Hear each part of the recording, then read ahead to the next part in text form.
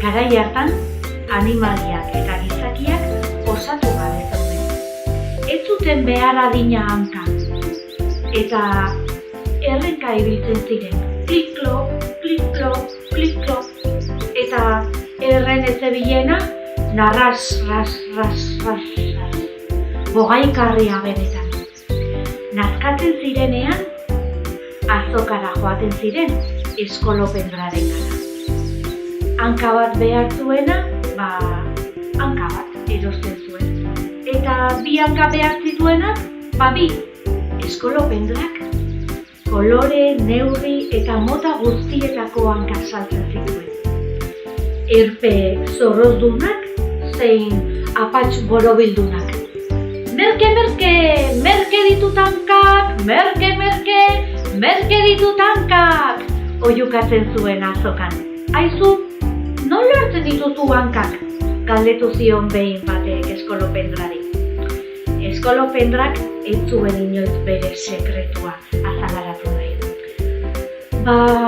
Itsaso sakonean esaten zuen batzuetan.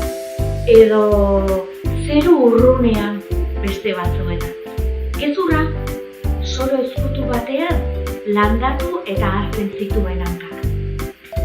Urte oso ederrak izan zituen eskolopendrak, hanka asko saldu eta aberastu egin zen.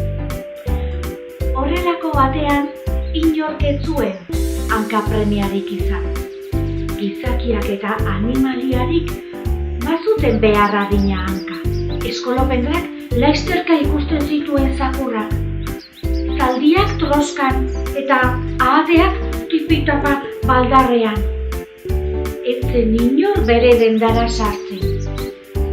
Eskolopendra oso haserre zegoen. Ibili, ibili, ibili, egunen batean, izango duzue bai nire premia, baina orduan alferrik izango da. Hanka guztiak niretzat gordeko ditut.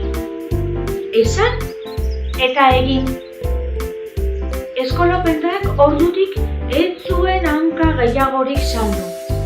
Eta saldu gabe geratu zitzaizkion hankak, berak darabiltza, bai, begira jozue hurbiletik, eta ikusiko duzue nora dabilen. Gaur egun eskolopendrari ehunzangoa deitzen dio. Baina garai hartan, 4 hankako animalia zen, eta oso aberatsa.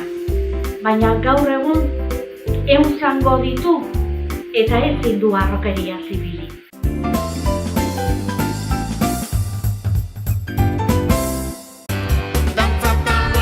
Badator txoro txaranga eta di iporruren Euskal Herriko bira. Zure herrira joatea nahi duzu?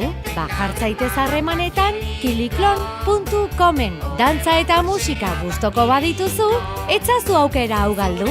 kiliklon.com